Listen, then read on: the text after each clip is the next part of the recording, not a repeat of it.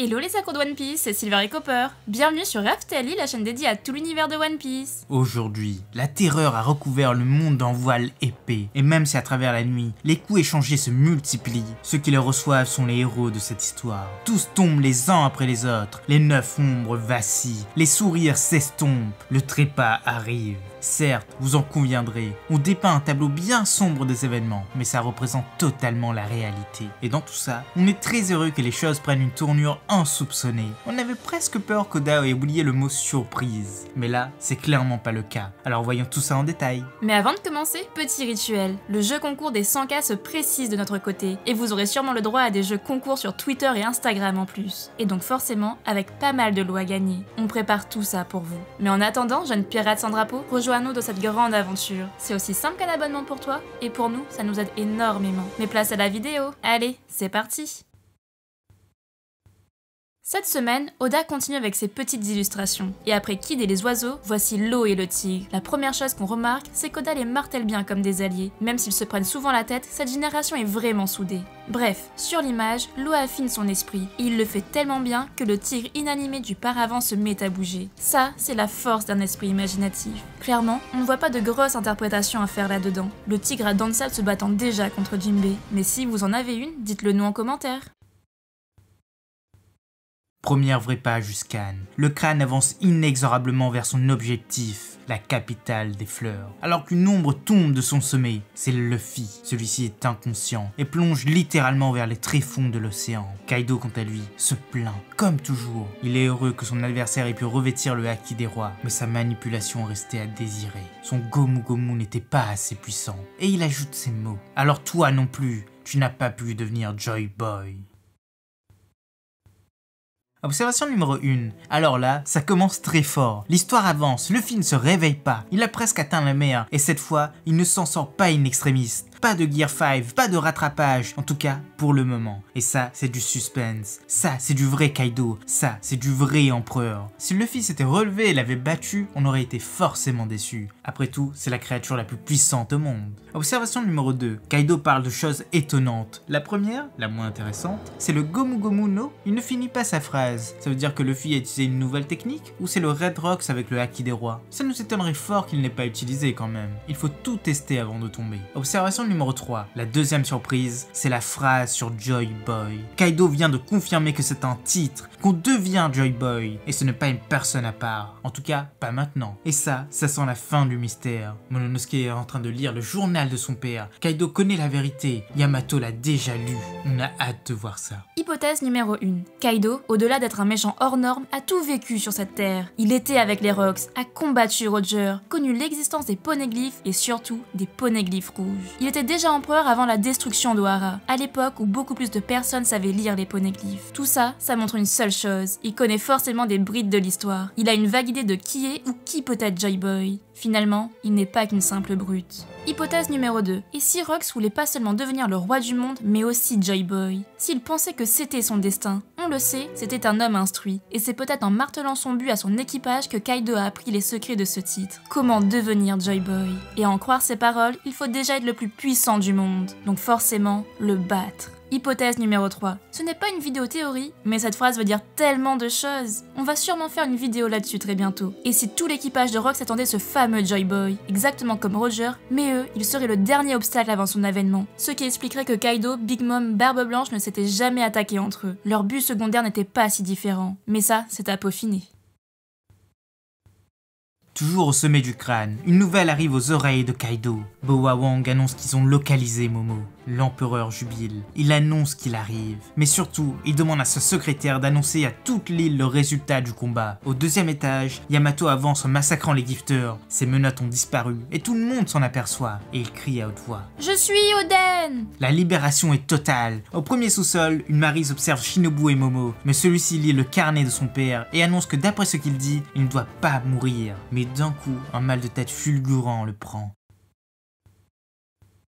Observation numéro 4. Il a lu le carnet de son père. Momo est devenu quasiment omniscient. D'ailleurs, il s'exclame qu'il ne doit pas mourir. A-t-il lu son avenir, son grand rôle après la guerre, ou alors après la libération du monde? Sans doute, et ça, ce sera grandiose. Il va enfin prendre confiance en lui. Hypothèse numéro 4. Quelque chose arrive, quelque chose de vraiment gros. Ça fait déjà un moment qu'on pensait qu'un animal géant allait débarquer, qu'on pensait que Momo était une arme antique, et ça a clairement l'air d'être le cas. Mais la seule chose qu'on l'ait vu contrôler, c'est Zunesh. Et s'il venait jusqu'ici? Après tout, rappelez-vous, Inuarashi était resté sur place avec Momo pour comprendre leur lien. Pour nous, ça nous paraît pas fou, bien au contraire. Mais on verra ça très vite. Dans la salle de concert, un duel continue, un duel très inégal, Chopper contre Queen. Mais étonnamment, le Diplodocus se fait malmener. Il se fait écraser dans tous les sens, et Chopper est sous sa forme berserk. Tout le monde le soutient sans aucune exception, les gifters et les samouraïs. Mais le Tanuki est essoufflé, alors que Queen semble ne rien sentir. Perospero est aussi sur place, et il envoie des flèches en continu sur le champ de bataille. Il touche même Chopper. Celui-ci repense alors à César. C'est lui qui l'a aidé à améliorer ses Rumble Balls. Depuis, il peut rester sous cette forme durant 30 minutes, mais pas plus. Alors qu'avant, c'était 3, même si c'est très risqué. Mais là, il ne lui reste que 10 minutes. Queen lance alors un laser, mais il rate sa cible. Pero déclenche une nouvelle slave de flèches, et Boa Wang, surplombant la scène, déclenche les Maryse, et annonce à la foule une horrible nouvelle. L'homme à la prime la plus élevée, Luffy au chapeau de paille, a été vaincu. Kaido l'a eu, et maintenant, il gît au tréfond des océans. Il a chuté du crâne. Les fourreaux rouges ont aussi rencontré leur mort. Kaido lui-même va descendre sur le champ de bataille, et il n'épargnera que ceux qui se rangeront de son côté. À ces mots, les réactions sont mitigées. Chopper se fait avoir par Queen. Marco, en plein combat, ne sait quoi faire. Franky n'y croit pas. Jinbei garde son calme. Il a un combat à mener, alors que son adversaire, Wuzuo, en rigole. Big Mom en fait de même. Mais qui dit que ça n'a rien à voir avec leur combat? Tama fond en larmes aux côtés d'Usopp et de Nami. Robin et Brook restent concentrés dans leur combat interdit aux moins de 18 ans. Et les deux bras droits de Luffy, Sanji et Zoro, hurlent de toute leur force que ça ne peut être vrai.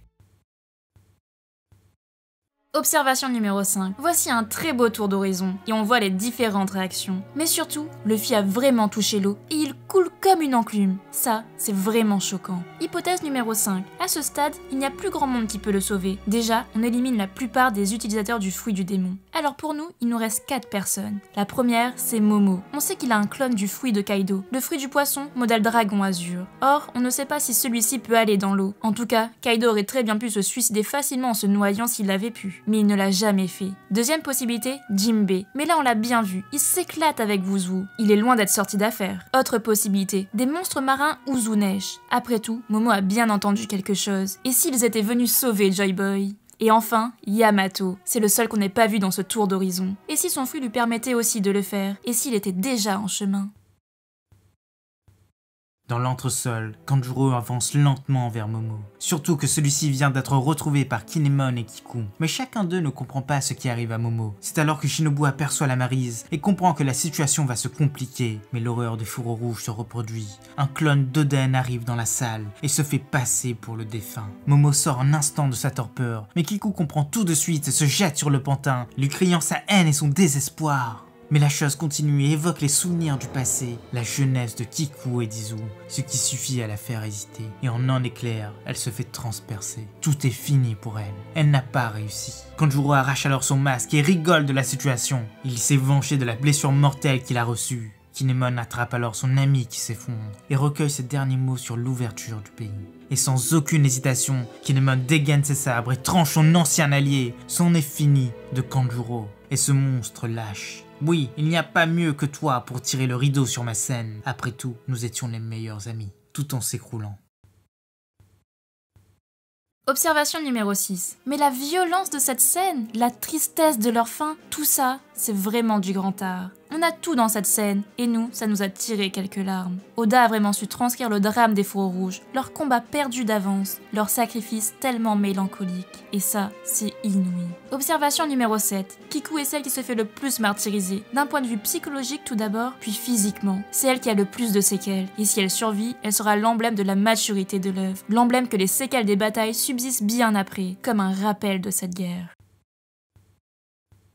Alors que Kinemon est en larmes, une autre menace débarque. La terre tremble, le plafond s'effondre. Kaido Et là, il n'est pas venu pour blaguer. Momo et Shinobu se mettent à fuir, alors que le dernier des fourreaux rouges présents affronte la bête. Et d'un coup de massue, cet empereur sans rival éclate le crâne de ce serviteur. Le choc est tel que ses deux lames se brisent. Kinemon a été broyé. Et Momo ne peut que pleurer en voyant l'état de son protecteur, alors que le crâne arrive aux abords de Wano. Et c'est la fin du scan.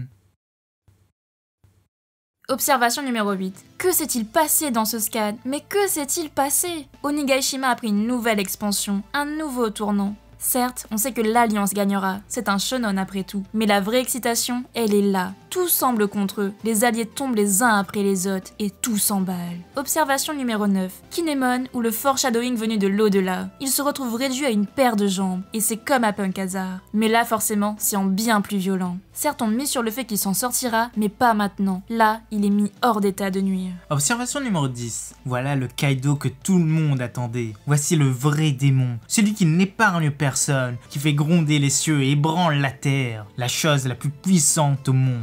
Et le suspense ne peut être contenu. On a hâte de voir ce fameux scan 1015. Il sera sans doute inoubliable. Hypothèse numéro 6. Pour nous, une aide va forcément arriver. On ne peut pas laisser Momo comme ça. Yamato est bien loin, mais Sanji, pas tellement. Et s'il venait? Et si c'était lui? Et s'il essayait de ralentir la bête? Ça pourrait équilibrer le score avec Zoro. Mais attention, on ne dit pas qu'il sera capable d'en faire autant. Après, on ne sait jamais avec Oda. Et pour finir cette analyse, voici nos petites prédictions pour le scan 1015. Numéro 1, Luffy sera secouru par un monstre géant, marin ou pas. Numéro 2, Sanji débarquera pour ralentir Kaido. Kidot pourrait se libérer, et en plus, il est assez enragé. Numéro 3, Law va aider Kid. La chose ne peut être autrement. Ils doivent la battre pour équilibrer les choses. Numéro 4, Jinbei va essayer de se libérer des griffes de Wuzwu. Il est celui qui peut aussi aider Luffy, et ce serait vraiment bien, mais ça risque quand même d'être compliqué. Numéro 5, Franky devient enragé et domine le combat. Il comprend que l'issue de son combat est cruciale pour le moral des troupes. Et enfin, numéro 6, Robin et Brook arrivent à bout de Black Maria. On ne pense pas que le combat sera vu, mais qu'ils y arriveront vite.